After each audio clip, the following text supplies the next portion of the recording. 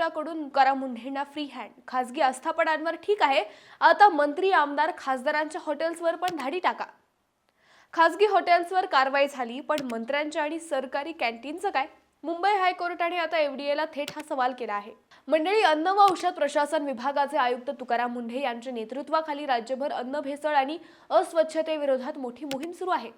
अनेक नामांकित क्लब आणि हॉटेल्सवर कारवाई करण्यात आली. मात्र या कारवाईवर सुनावणी करताना मुंबई हायकोर्टाने महत्त्वाची भूमिका मांडली. न्यायालयाने स्पष्ट केलं की कारवाई फक्त खासगी आस्थापनांपुरती मर्यादित राहू नये.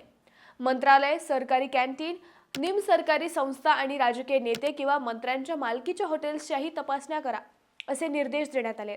तसेच तपासणीचे छायाचित्रण करण्याचाही आदेश दिलाय.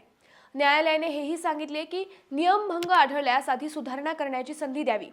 मात्र सूचना देऊनही सुधारणा न झाल्यास परवाना निलंबित करण्यास कोणतीही अडचण नाही. त्यामुळे आता एफडीएची मोहीम आणखी व्यापक होणार का, याकडे राज्याचे लक्ष लागले आहे.